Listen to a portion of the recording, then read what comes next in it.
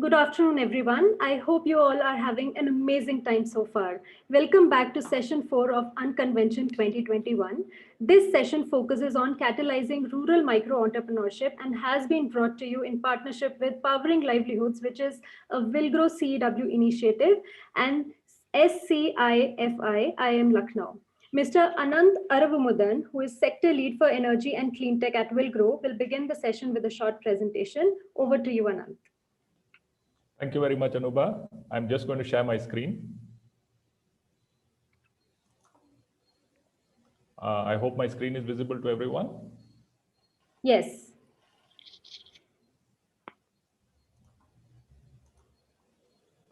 Great. Okay, thank you so much for this opportunity. I'm very happy to present a little bit about our project, Powering Livelihoods over here. And as you can see, the subtitle is Catalyzing Rural Micro-Entrepreneurship, because this is a very, very critical part of this program.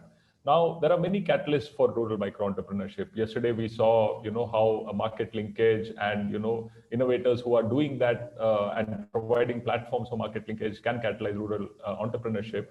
Today, I will talk about another catalyst, which is energy, which is proven to be a very, very critical catalyst for rural micro-entrepreneurship. But I will also go on to say that that alone is not enough, and there are many other factors. So I hope, through this presentation, I'll bring out some of those factors. Speaking about about one of the critical issues, DRE or decentralized renewable energy is a very powerful catalyst for rural entrepreneurship. Now, our partner CEW had done an extensive survey of farmers and rural micro enterprises a couple of years back, and some of the findings are presented here, right? India has a huge number of both these categories, farmers and micro entrepreneurs. And if you did a survey of micro enterprises, nearly 4.3 million of them had responded saying that lack of reliable electricity is a huge issue. It's the biggest bottleneck for them to function effectively. And this is also a big deterrent for people to actually start up micro enterprises in rural and small towns, right? Now, similarly in the agriculture sector as well, sorry, you see that our farm power is as less as 1/3 of what for example China and some of the other developed nations have. Even from a market perspective, right? If you look at from an innovator who wants to enter this segment and provide clean energy based livelihood solutions, there is a huge market of about $50 billion US in India alone. Now, all these statistics and the data behind them is available in the CEW study, which you will find on their website. But adding further to this, right, I think one of the biggest things as we worked in this sector, we did a lot of groundwork. We found that, yes, renewable energy will be an important catalyst to rural livelihoods. But this has to be coupled with a few other things. One, there has to be sound business models, which can be innovative both for the enterprise, for the innovators who bring these solutions, as well as for the rural micro entrepreneurs. And I will illustrate some of these through examples as we go along. Then the startups which are creating these innovations, right? They need to go well beyond energy. So, as an example, if somebody is providing a solar power cold storage to create a whole network of, say, cold chain entrepreneurs in rural areas, they need to go beyond that domain. They need to bring a strong understanding of the fruit and vegetable segment. Otherwise, they will not succeed. And lastly, and very, very importantly, we need to have forward and backward linkages in the value chain. Otherwise, these energy solutions by themselves may not work. Right? Moving ahead, what exactly is this Powering Livelihoods trying to do? And that boils down to where are the innovators who are providing some of these solutions, where are they getting stuck? So if you can see in this picture, 80% of people are getting stuck in the problem solution fit. In other words, they have got the concept right, they have got the technology right, but and they have more or less fit their problem to the solution. So again, taking the same example for cold storage, the cold storage is working well, a few people are using it, but what does the market really want? In order to scale up, how do you kind of make this cold storage something which is marketable, which more and more communities, more and more farmers and so on can use? That is that commercial value of death where a lot of people are getting stuck, and that is exactly where Powering Livelihoods is trying to play a role.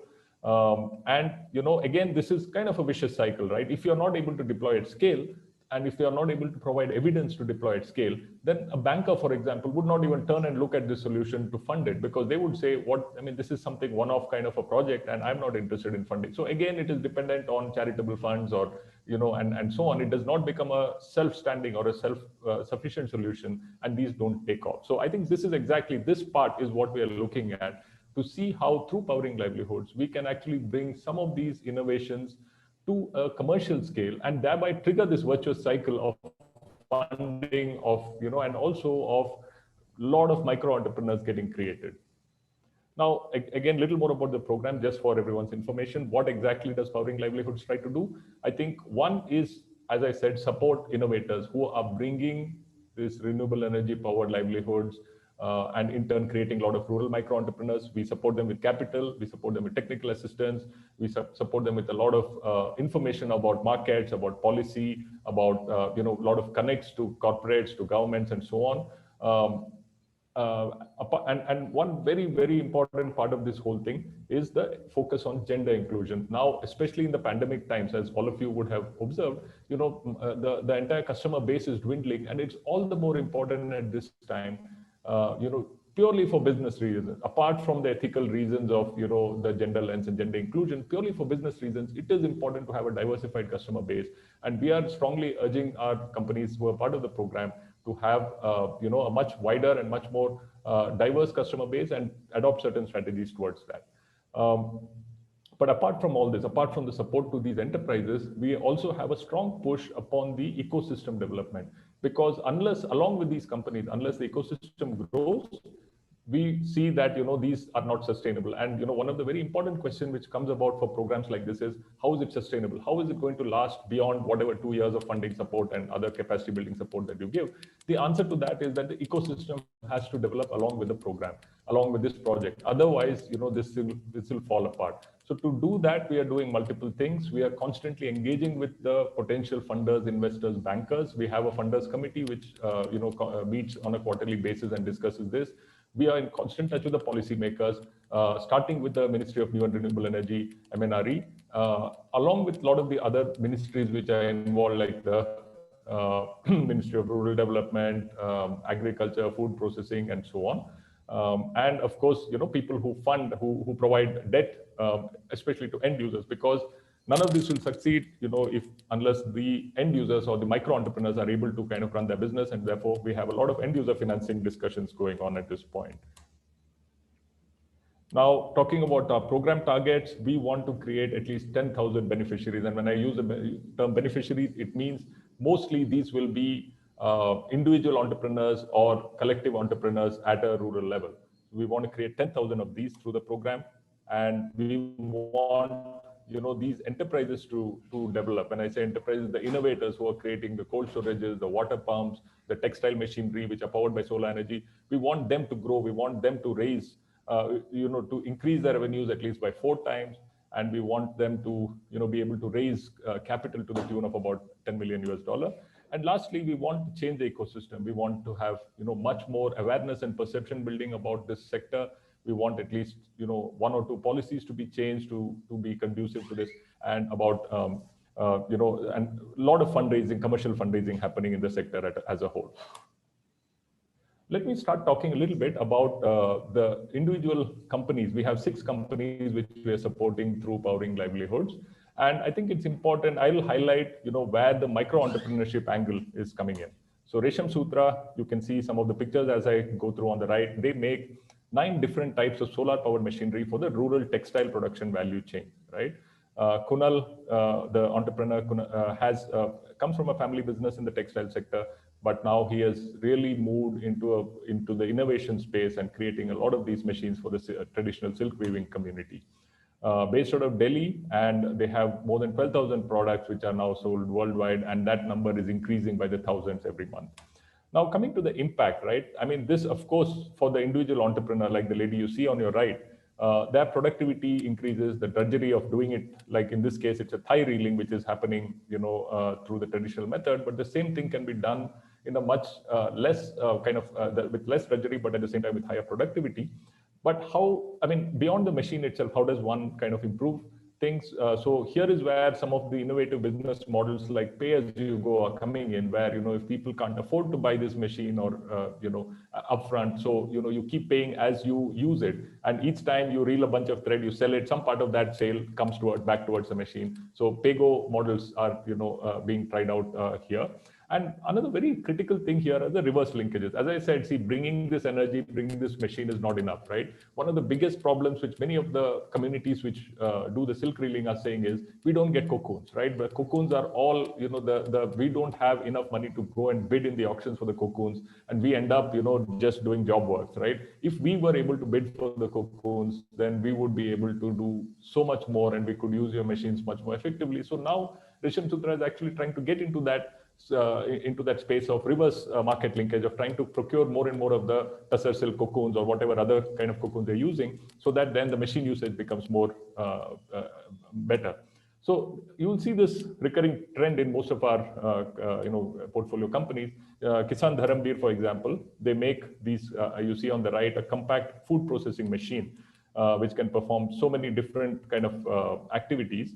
And Dharamveer ji himself, comes from very humble background, but has shown, how, even, the kind of innovation capability that exists among, the Indian rural population. He has really built up this company from scratch. And they are based out of Yamunanagar in Haryana. And, a whole lot of different kind of agricultural produce can be processed through this. It can be done right at the farm gate. So, that really makes that farm gate value addition a reality. Now, coming to, there is easily, we have seen, for the entrepreneurs, for the women groups like this, which take up, there's a 2 to 4x increase in the income for farmers.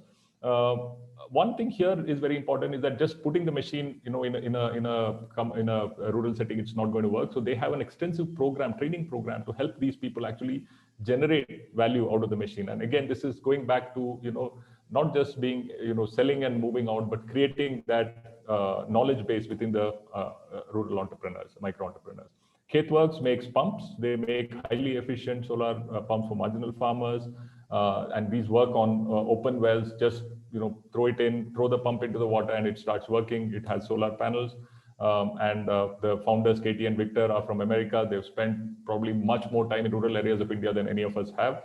And it is actually a spin-off from the Tata MIT Center.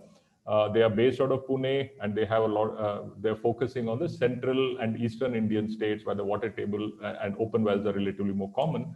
Now, again, this kind of a pump can increase the farmer's income by 100%.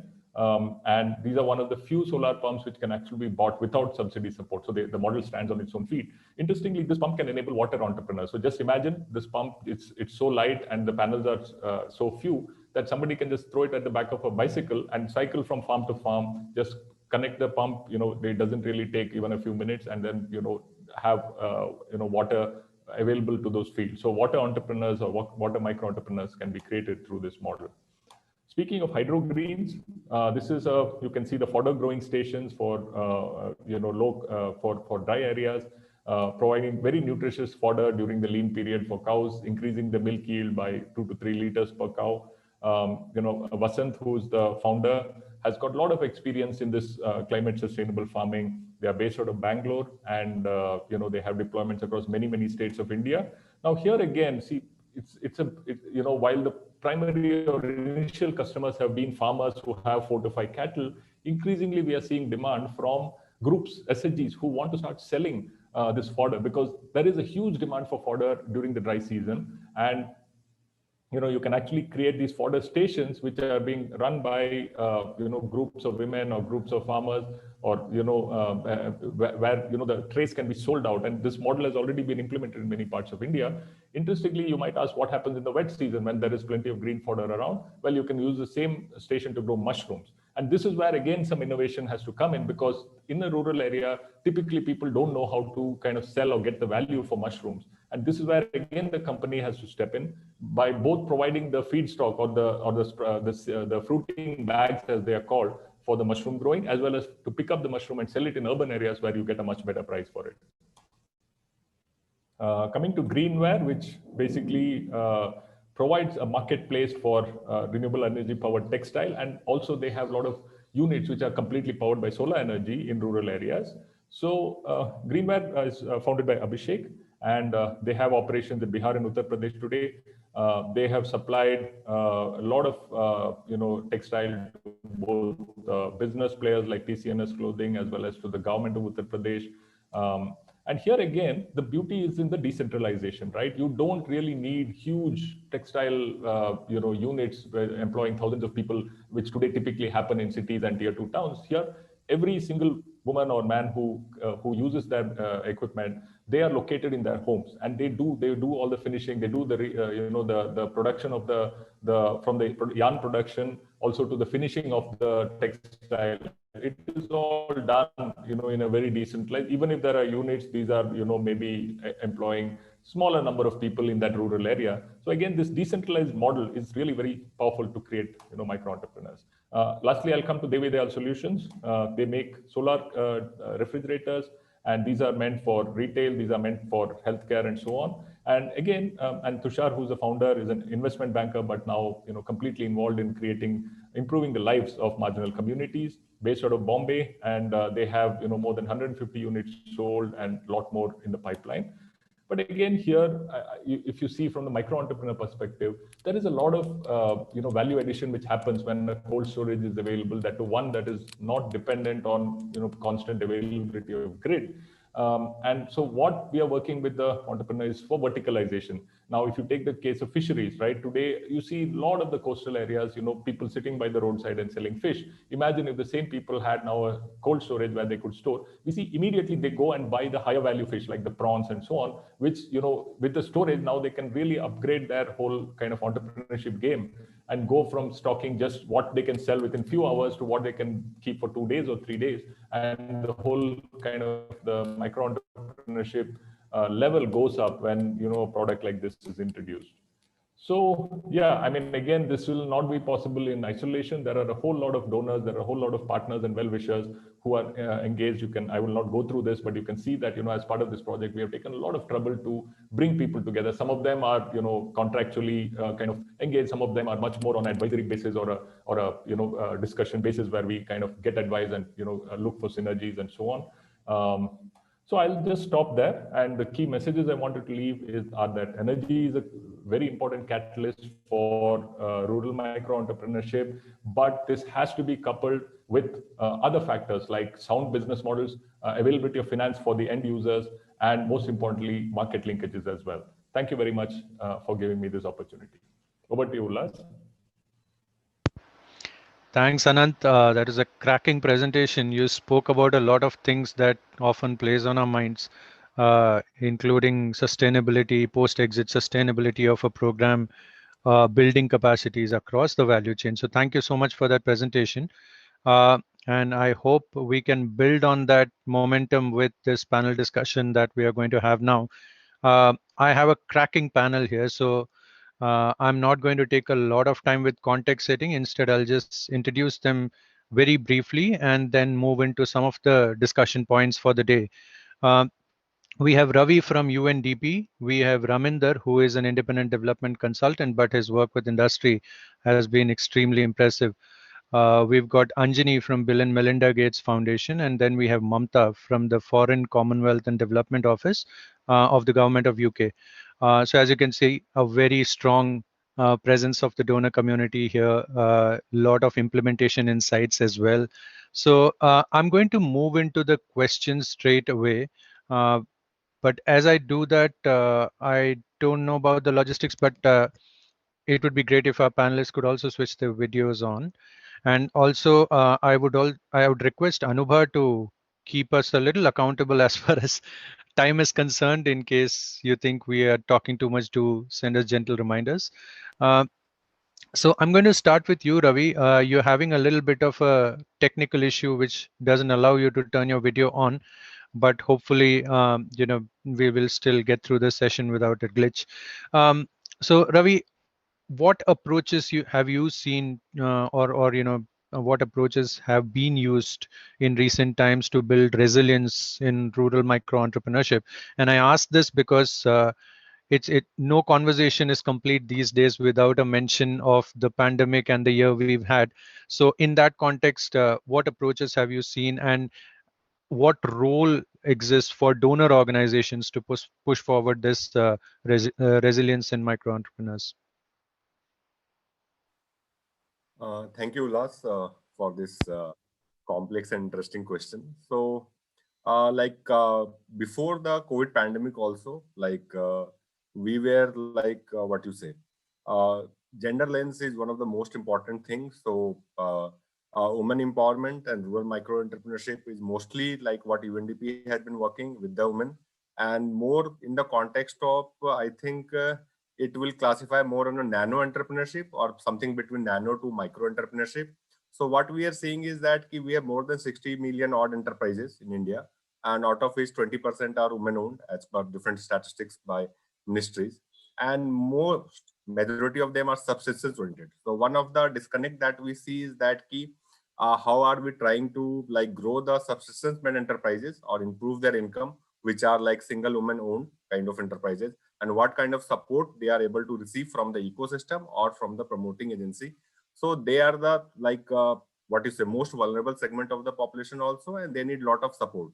So over the last 2-3 decades, like I will go back to 2-3 decades, there have been a lot of approaches in rural micro entrepreneurship promotion especially.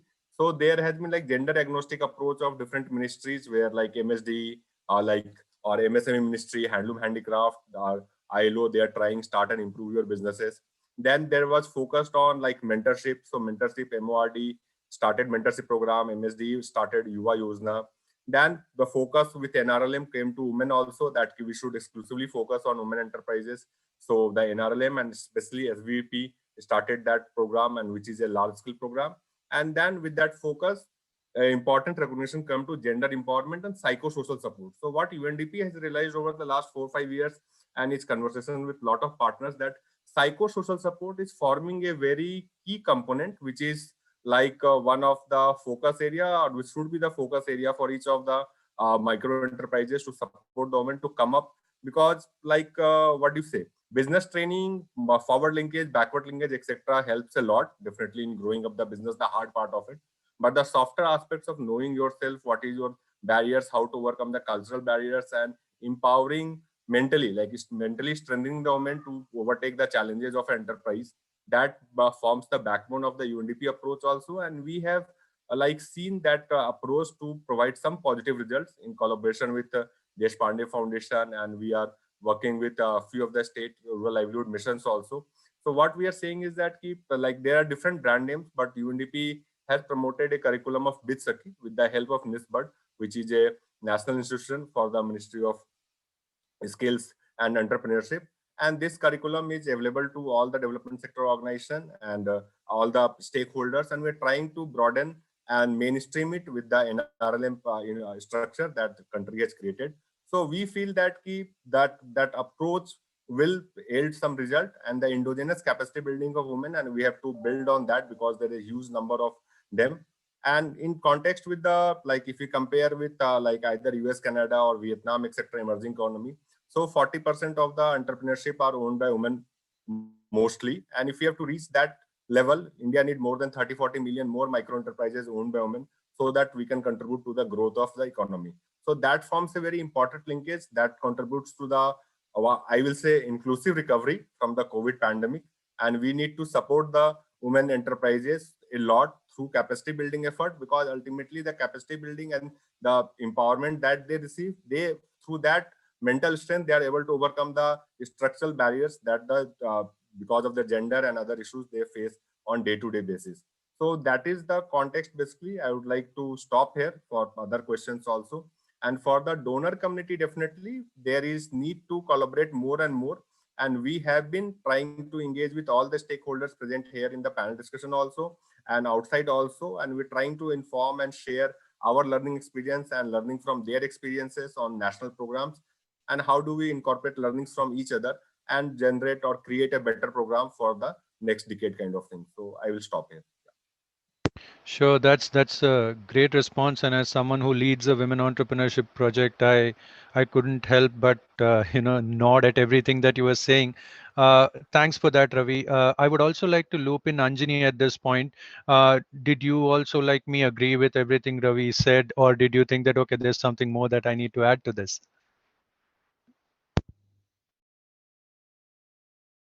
Anjani, I believe you're muted.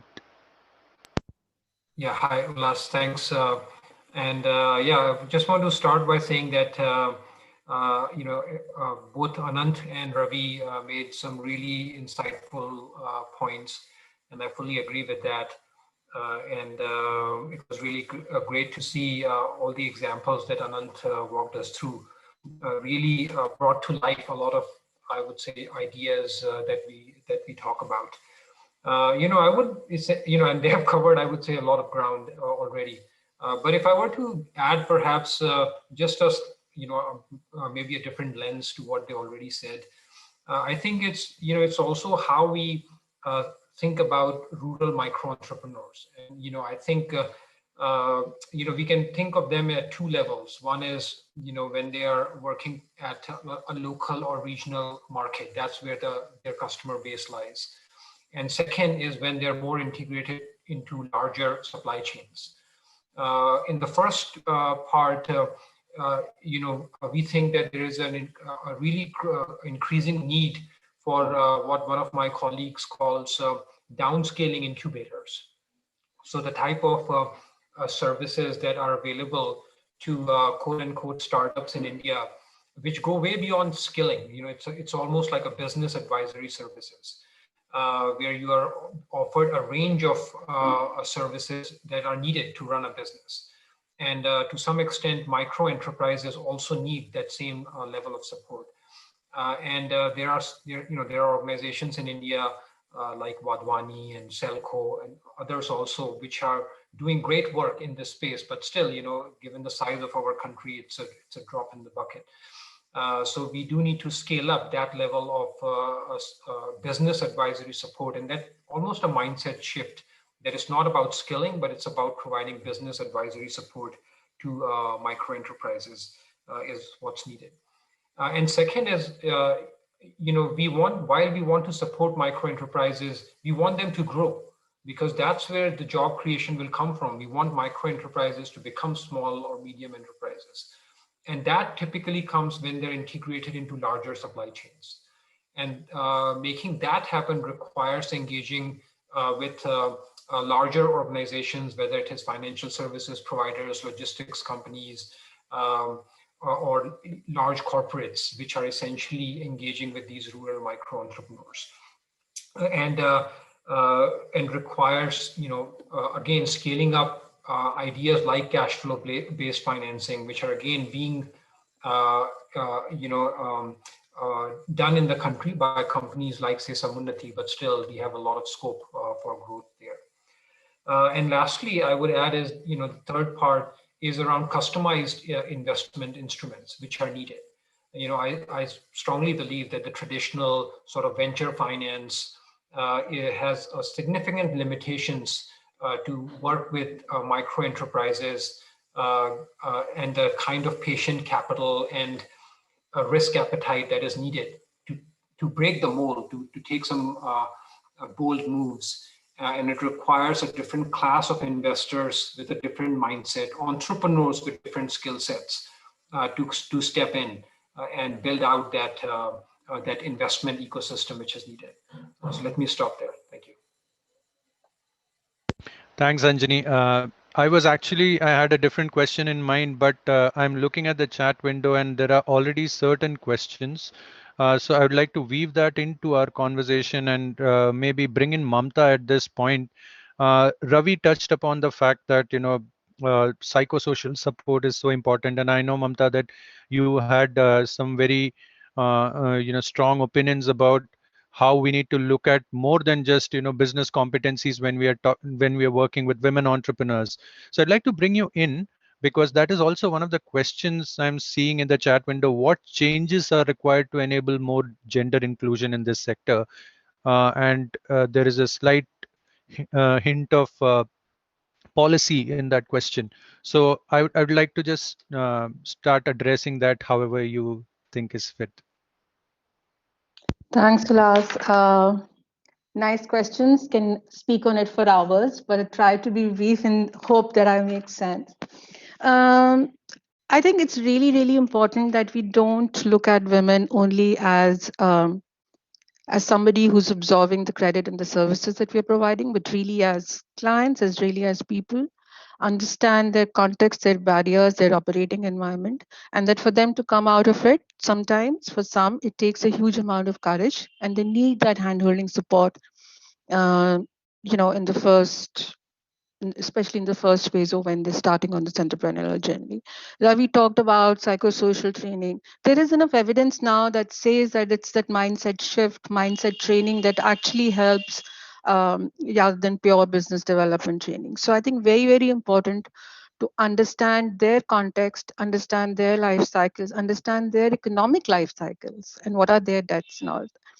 I think it's also very important to understand how we build their own capability to negotiate their relationships within their families, with their children, with the wider community. In terms of policies, I think one of the ways that we've always looked at is policies in India exist. There are a lot of policies that are very, very women friendly, but it's this operational ground level implementation detail that's missing. And sometimes we don't know what those gaps are. So I think really understanding what is hindering the implementation and how can we fix it. So people really do want to perform. I genuinely believe that, our service providers really want to make things happen, but sometimes the disconnect between service provision and the client is just too huge. So to understanding each other's point of views, understanding where the gaps lie. And we've done that, say, for example, in the work that we did with business correspondents in Bihar, really looking at what are some of the ground level problems that they have. And that's when the scale and that's when the quality will be assured. I think the other very important aspect that we must bring in is within the entrepreneurs, the enterprises we support is around ethics, good governance, and being responsible and responsive. You have to be very respectful to your clients. Don't look at them as just, like I said, machinery.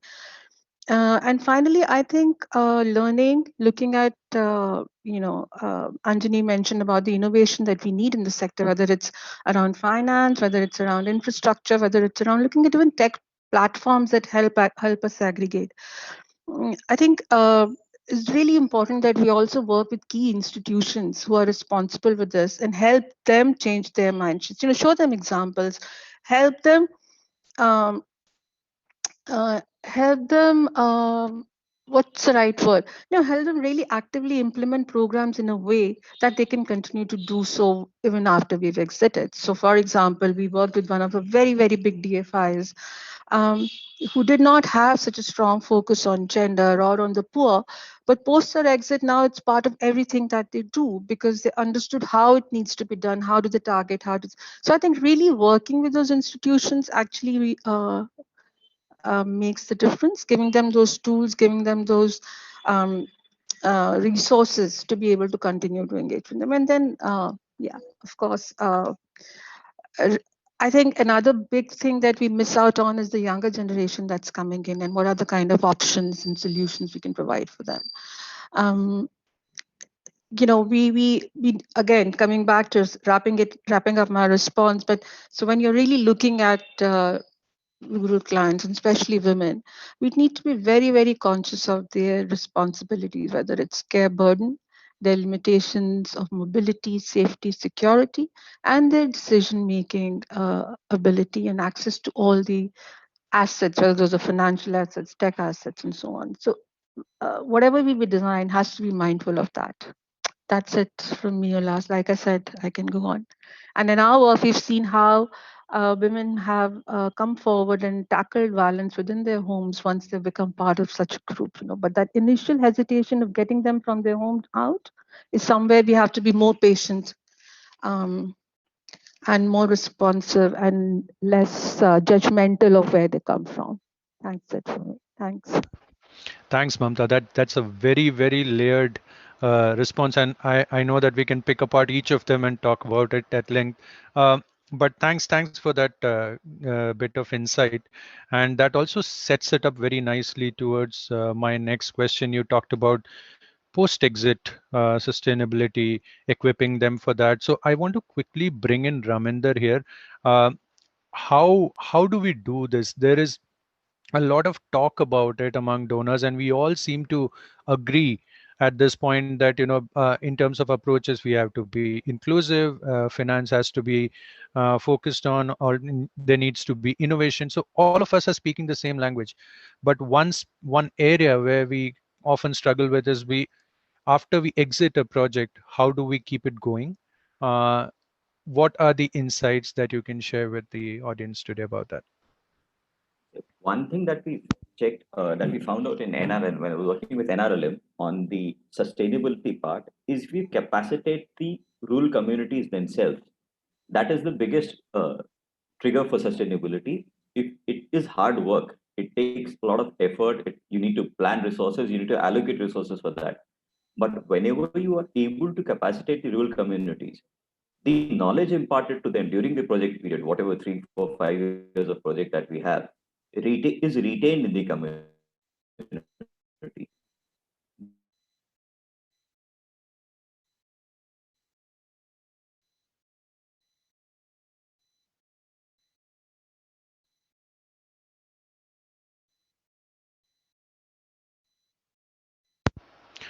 I'm not sure if I'm the only one who's not able to hear Raminder. Is everyone having the same problem? I think we lost him. All right, cool. So I'm going to probably bring Mamta back into this conversation and have her reflect on this this vexing question about post-exit sustainability. You briefly touched upon it, Mamta. If you'd like to elaborate on that. Yeah, it is a vexing question, and it's something that we all aspire for. And with the resources crunching and the time frames crunching, it becomes more and more of a challenge. So I think some of the things that we've worked on is very simple, very basic. Begin with the end in mind. Look at solutions which are amenable to be scaled, where there are flagship programs that you can possibly align them with. Work with the kind of implementers and institutions who will be able to continue to work, who have a core interest in this area and continue to work on this.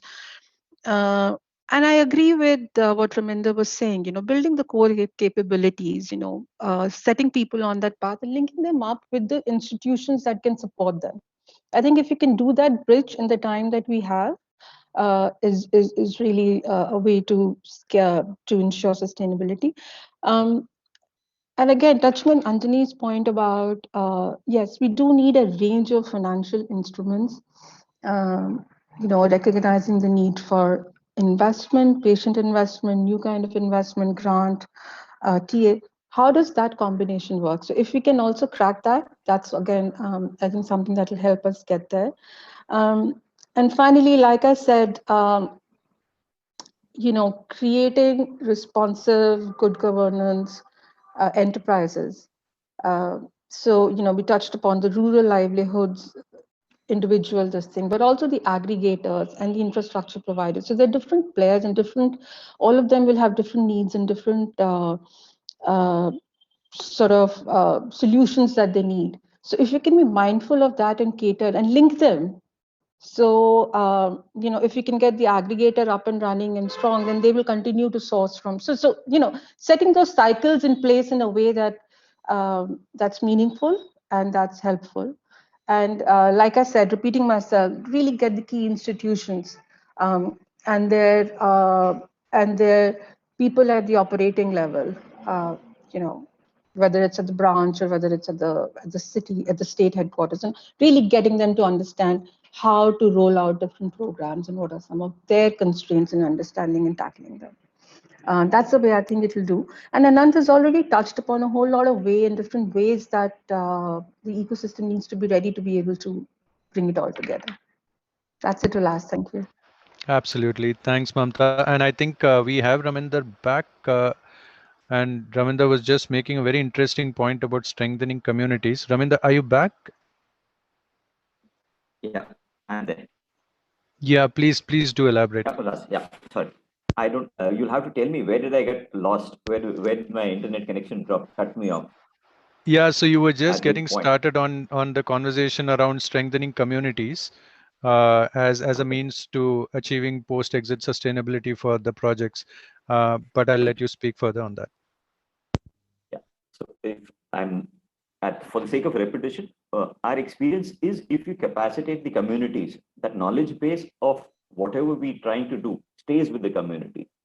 And my experience is worth investing resources, both monetary as well as time, as well as technical resources, in capacitating the women. Because end all, any donor, any funder would like to have his work continue beyond the project life. And that's what in the NRLM system we are able to achieve when we capacitate the women. The second thing that we need to do as policy makers or designers is create follow-up policies or follow-up programs which build on whatever we built. An analogy is with the education system. You don't stop after you build a primary school. You build middle schools, then you go out to build high schools, you build colleges, you build super specialized this thing. Same way in the livelihood space or in the intervention space, people have aspirations which will keep rising. We have to keep giving programs and keep growing people so that they reach a higher level. And that aspiration to reach the higher level and the confidence that there is possible within the reach is what leads to sustainability. Yeah, thanks. Back to you, Vilas. Thanks, Raminda. Just a small reminder to everyone listening in, please do send in your questions. I'll try to weave them into the conversation. We've got 18 minutes left on my watch, so this might be a good time to bring some of those into the conversation. Coming back to you, Anjani and Ravi, both of you, we all have our hearts in the right place. There's a lot of intent in the way we design our projects, and we seem to be doing all the right things to ensure sustainability at an implementation level, right? But then there is also the more important question of how do we also work with each other better? And I understand that actual collaboration between donors is a very complex issue, and that needs a lot of pieces to fall in place. But at least in terms of information sharing, at least in terms of sharing best practices, sharing frameworks, what is the current gap that you see in the ecosystem, and how do we fix that? And I'll start with you, Anjani, maybe. Yeah, thanks, Ulas. Yeah, definitely. I would say if there is one question that I've been trying to answer for the last over a decade, it's that, since I started or since I joined, started working on the donor side. And so there are no easy answers, but I would just share a couple of my own learnings on where I have seen this work better, the idea of donor coordination. I think where I have seen this work better is when there is a specificity on coordination on what. When it comes to a macro level coordination on strategies and frameworks, I feel like that it stays at that level. It's hard to push it down into tangible areas. And there, I feel like there are a couple of areas which come to mind. One is around, I think Mamta touched upon it, is around side effects. If you look at, say, women economic empowerment, there's a growing body of evidence that talks about how it's not all good. More money in the hands of women also leads to increase in domestic violence, poor health outcomes because now they're exposed to bad work environments. And a lot of these things are not factored in when we are designing programs on rural micro-entrepreneurship or women micro-entrepreneurship. And some of these learnings, which we don't need to, which everyone doesn't need to learn on their own experiments. These are the learnings that people should be able to share, almost like side effects of a drug, or a new molecule. Not every company tests molecule on different patients to realize that it doesn't work. Or what's wrong with it. So that's one. And second, I would say is around customization. Again, both Ravi and Mamta talked about it, that we need to build products which are customized to rural population or to women entrepreneurs. And the lessons that we learn on what sort of customization is needed, what works, are equally relevant for all donors that are involved in this segment. Just to share one specific example, we were working with a company that does financial literacy for people, specifically in the post-COVID scenario, because a lot of people have had delinquency and therefore are struggling with with getting more credit. And even though we were working with this organization with a focus on women, I was surprised that it was very difficult for them to get women to sign up. It's a difficult puzzle to design a program that can target women to take advantage of a service which is designed for them. And therefore, I feel, again, lessons on how customization can be done and what works is another area where donor coordination could be really useful. Thanks. Thanks, Anjani. I'll come to you, Ravi. You have a couple of case studies as well, like the BizSakhi curriculum that you are also talking about in the chat window. Would you like to share a few insights around that? So definitely, like one of the things that as a donors also, we may not like to talk about the failures, that while we try doing pilots and experiments, and the failures are very critical learning steps that we learn ourselves and then revise. So even in the process of evolution of the BizSakhi, we failed a lot. So Disha project that was supported by IKEA Foundation, we had around 4 or 5 years of learning experience where we had freedom to pilot and design innovation projects. So we designed a retail pilot with Drishti in Haryana that failed due to strong gender barriers, you can say. Then we had a Humana microfinance that gave it some success, but that was MFI staff and their credit behavior not able to transcend the credit behavior to forward and backward linkage kind of support. Then we had a good experience with ILO SYIB with Mavi, where we trained 120 master trainers and they created more than 3,000 enterprises. And finally, after learnings and researching with all the ecosystem literature, with NRLM, with Kudumsri, with Seva, and then we evolved upon the basic gap, which was one of the psychosocial support literature. And then we framed our curriculum on the psychosocial support and bring out TISS, NISBAT, all administration together and develop that pedagogy. And that pedagogy is not available as a public good. So the idea of sharing failures and learning from it is one of very we don't like to share because everything is not good and everything does not succeed also. And this is always an evolving process. And in the process of collaboration also, I personally reached out to BMGF Foundation also, World Bank also, IFAD also, FAO also, ILO also. So definitely a network of donors, if you have personal connects also, and if you are able to share, so very specific, as Anjani said, that tangible and specificity is very much required, what we want to collaborate on. There is a National Rural Economic Transformation Project which talks about scaling up entrepreneurship. So how do we do that? So definitely that helps actually. And the third thing I will say is that the focus on right now, the technology is one of the important intervention and digital is hot, I will say. But just now we are implementing a digital empowerment project for artisans, which is 5,000 artisans are digitally onboarded on the e-commerce platform. But on the basic challenge is GST. Not all the enterprises are having a 20 lakh turnover or 40 lakh turnover. But since it's an interstate transport of goods will be happening, the GST is mandatory registration. So how do we overcome that barrier, and how a GST compliance having it 10,000 rupees or 50,000 rupees sales, or a collective having 2 to 5 lakh rupees sales will undergo the GST monthly filing and quarterly filing and annual filing, and who will handhold them through?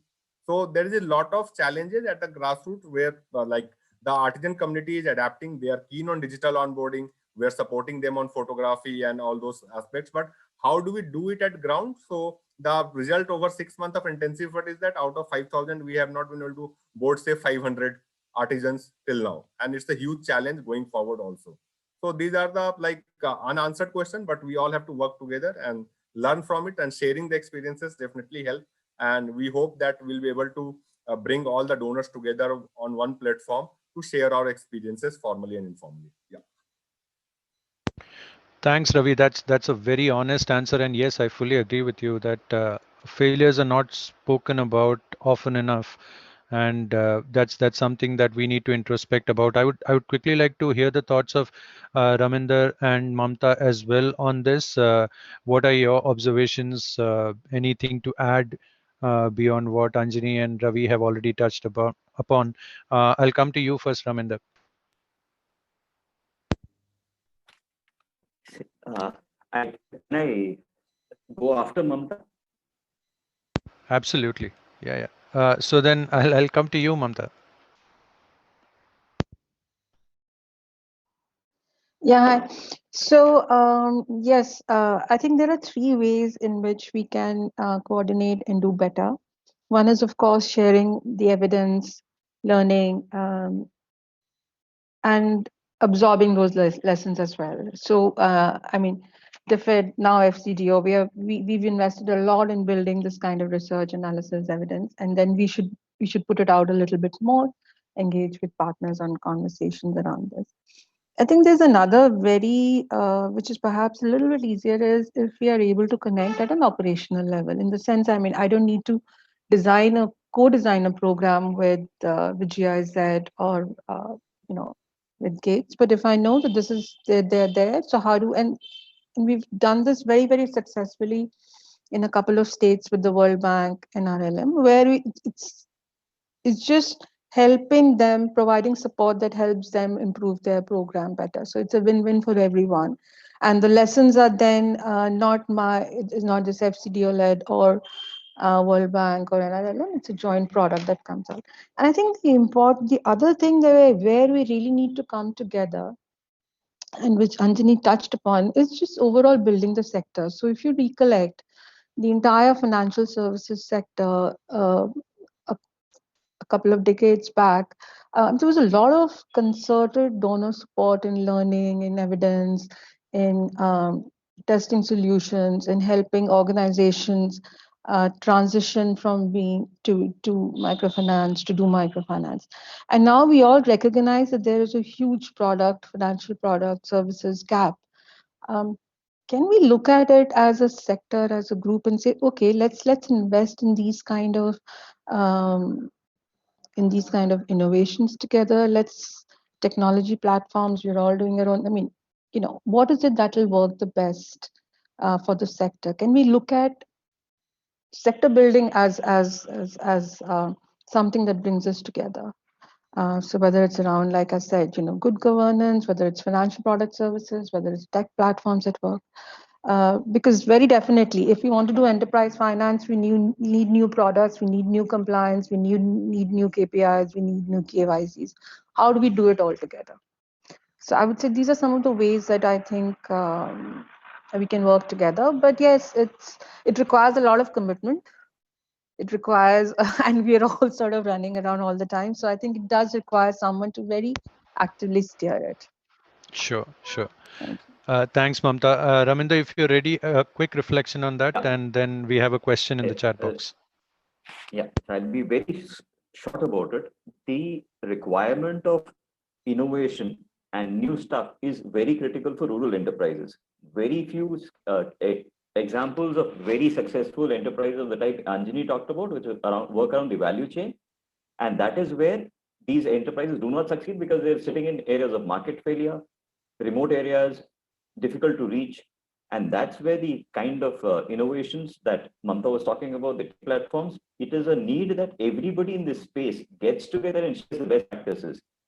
It is our inefficiency as interventionists which is preventing these women from accessing, the rural people from accessing these market opportunities. If we want to create impact, learning and doing is what we need to do. Working with the government, we are happy copying successes. Unfortunately, given the fact that everybody is trying to do too many things, the platforms for learning from other successes is limited. If available, yes, I'm sure we will all work together because the demand is massive. As a community, we're not able to meet that demand and address it effectively. Yeah. Sure. Thanks, Raminder. And moving very quickly to a question, I think we have 7 minutes on the clock. There's a very specific question addressed at Anjani and Mamta. Beyond the traditional way of empowering business value chains, is BMGF or FCDO looking at sector focused programs as a necessity to empower rural women entrepreneurs? Mamta, do you want to take it first, and then I'll go to Anjani? Yes. Very definitely, energy is a focus. We are part of the Powering Livelihoods program.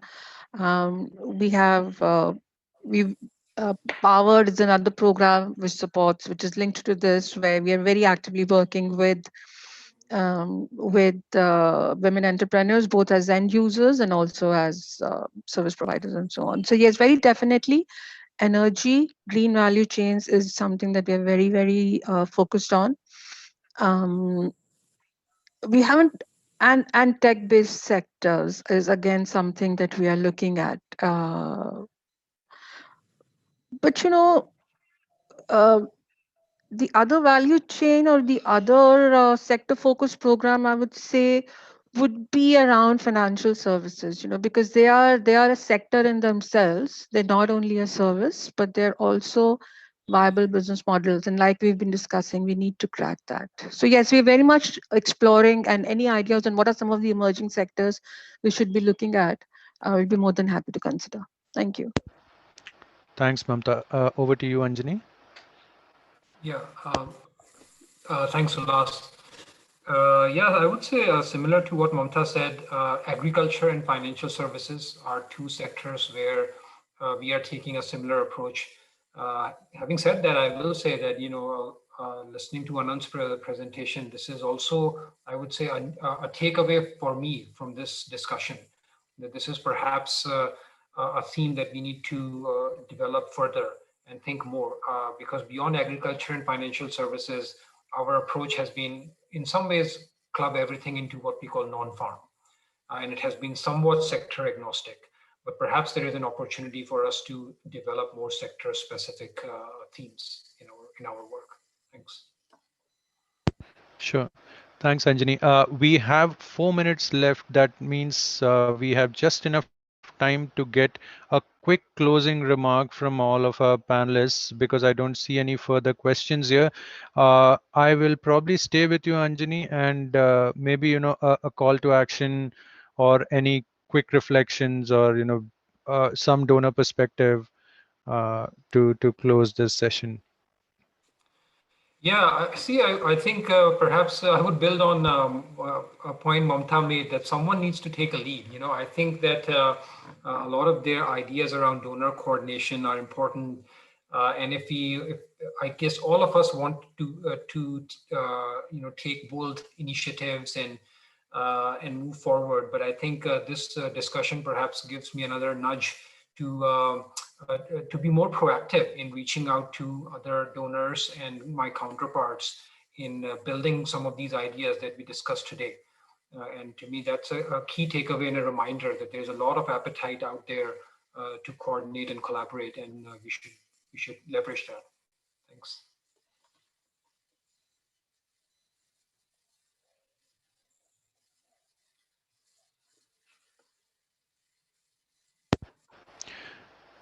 Thanks, Anjani.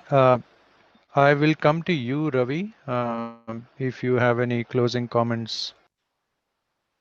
Definitely, like donor coordination is like one of the focus area, and I think we'll be reaching out to all the stakeholders here in this year at least, to at least start informal sharing of work and the best practices and failures kind of thing, and try to create some kind of platform so that we learn from each other and share the experiences and create a what you say, advocacy, or like at a higher policy level framework kind of thing.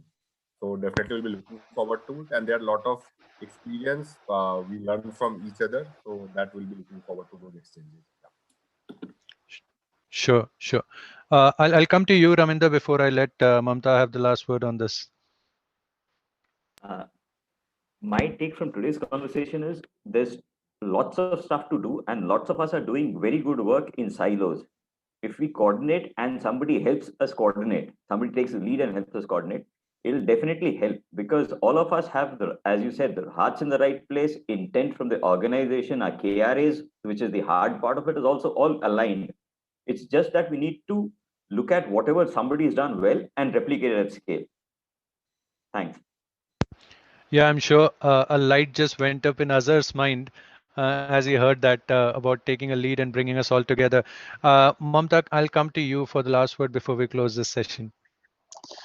Yes, so Lars, not repeating what my colleagues have said, but I would say, we really understand the concept, the context, and understand the lives of the entrepreneurs, because we're not just creating businesses, we are actually creating role models, and those role models are going to, shift norms, shift attitudes, and that I think that's where I personally find the entire space of economic well-being and economic empowerment so powerful.